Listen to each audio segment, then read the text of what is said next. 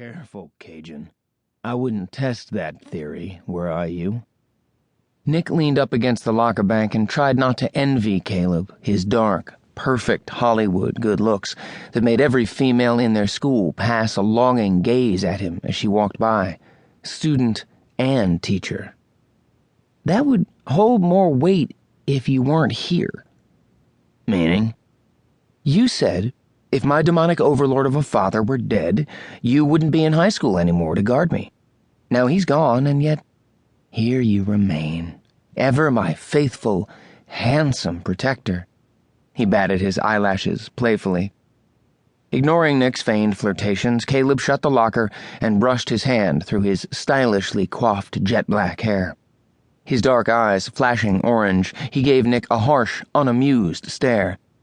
Yeah, well, my self-preservation and common sense kicked in. If something eats you, they inherit my servitude and soul. As annoying as you are most days, I'd rather deal with you than one of my other possible choices.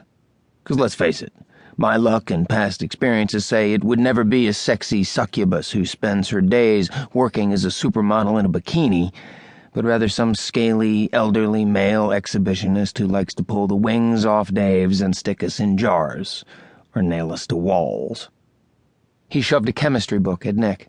Been there. Done that. Reloop's a bitch, and whoever designed it should be relegated to the lowest level of Thorne's special pit. Nick tisked at him. Poor Caleb. Thousands of years old and still in high school. Dude, you seriously need to speak to a guidance counselor about your transcript? Don't push it, Gautier. My maternal instincts don't kick in till noon. Laughing, Nick stepped away from the locker so that LaShonda could open hers. Dressed in a J-pop-style navy suit, she had her newly done sister locks pulled back into a matching bow. Morning, Miss Sunshine. LaShonda scowled at him as she pulled books for her first period. Someone's in a good mood this morning. Nick winked at her. What can I say? The sight of your beautiful face can cheer my most soured mood. Better not let her boyfriend or your Cody hear you speaking her like that, Gautier, or they'll be having a pair of fried Cajun nuggets for lunch. Smiling, Nick stepped aside for Brenna Adams, LaShonda's best friend, and one of the few people he knew he could count on whenever it mattered. Unlike LaShonda, with her daring style, Brenna was much more sedate in her wardrobe choice, with tan pants and a white shirt.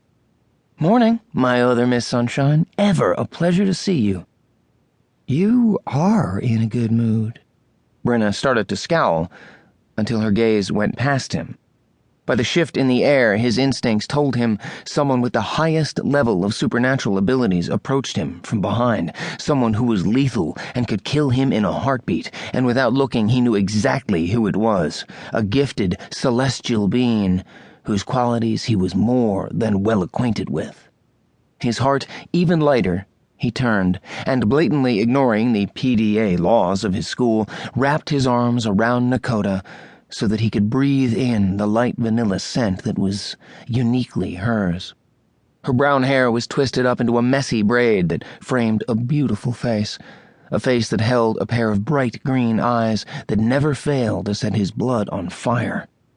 Even though she'd originally been sent here to assassinate him before he fulfilled his prophecy of doom, and Caleb still had his doubts about trusting her loyalty to them, Nick couldn't help his feelings for her.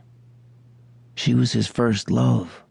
Honestly, he couldn't imagine ever feeling like this about anyone else, and if he had to die, he'd rather it be by her hand than that of an enemy. His heart would always be hers, and no one else's. He gave her a tight squeeze. And here's the brightest part of any day. Good morning, Cher. With a fierce frown, Nakota brushed the dark hair back from his face. You okay?